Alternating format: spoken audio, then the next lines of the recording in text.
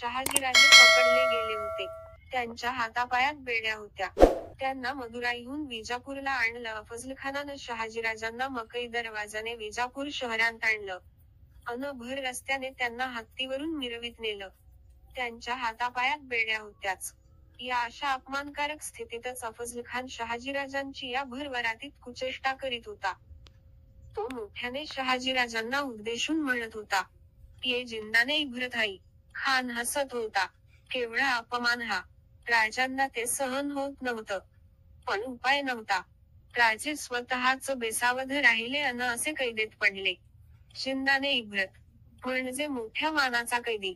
शिवाजीराजे स्वराज्य मिळविण्याचा उद्योग करीत होते. त्यांनी बंड मोडले होते. म्हणून त्यांचे वडील हे मोठ्या मानाचे कैदी. आता शिक्षाही तशीच वाट्याला येणार. हे उघड होतं. सतमंजिले एका प्रचंड इमारतीत राजांना कडक बंदोबस्तात मोहम्मद आदिलशहाने डांबलं. आता भविष्य भेसूळ होतं. मृत्यू आणि उमलत्या कोवळ्या स्वराज्याचाही नाश. जिजाऊसाहेब यावेळी राजगडावर होत्या. शहाजीराजांच्या कैदेची बातमी त्यांना समजली. त्या क्षणी त्यांच्या मनात केवढा हलकल्लोळ उडाला असेल. गुन्हा नसतानाही अनेक कर्तबगार मराठ्यांची मुंडकीशाही सत्तांनी उडविलेली त्यांना माहीत होती. प्रत्यक्ष त्यांचे वडील आणि सख्खे भाऊ एका शाही सत्ताधीशाने असेच ठार मारले होते. आता शहाजीराजांना जिवंत सोडवायचं असेल, तर एकच मार्ग होता. आदिलशाह पुढे पदर पसरून राजांच्या प्राणांची भीक मागणं. स्वराज्याच्या शपथा विसरून जाणं अन मिळविलेलं स्वराज्य पुन्हा आदिलशाहच्या कब्जात देऊन टाकणं.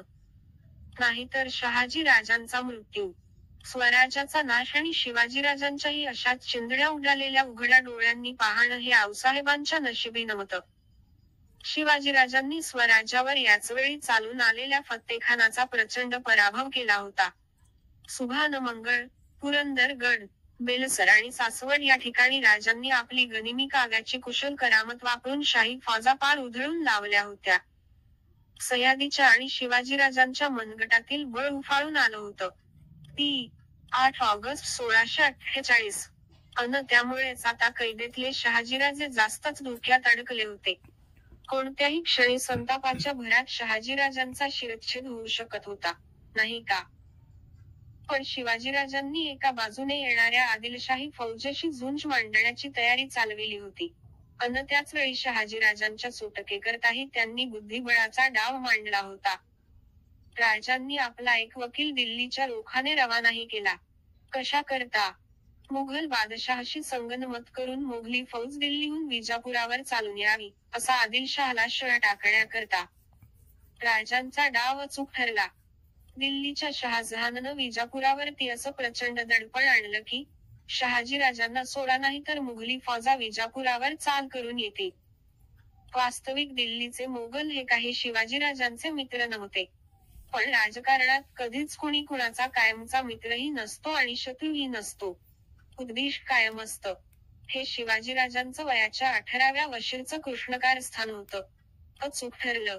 विजापूरच्या आदिलशहाला घामच फुटला असेल. शहाजीराजांना कैद करून शिवाजीराजांना शरण आणण्याचा बादशहाचा डाव अक्षरशः उधळला गेला नव्हे, त्याच्याच अंगाशी आला. कारण समोर जबडा पसरलेला दिल्लीचा शह त्याला दिसू लागला. त्यातच भर पडली फत्तेखानाच्या पराभवाची.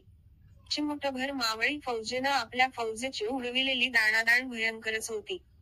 मुकाट्यानं शहाजीराजांची कैदेतून सुटका करण्याशिवाय आदिलशहा पुढे मार्गच नव्हता. डोकं पिंजूनही दुसरा मार्ग बादशहाला सापडेना. त्याने दि. 16 मे 1649 या दिवशी शहाजीराजांची सन्मानपूर्वक मुक्तता केली. अवघ्या 17-18 वर्षाच्या शिवाजीराजांची लष्करी प्रतिभा प्रकट झाली. मनगटातलं पोलादी सामर्थ्यही प्रत्ययास आलं. वडीलही सुटले. स्वराज्यही बचावलं. दोन्हीही तीर्थरूपचं. किशोरवयाच्या पोरानं विजापूर हातबल केलं.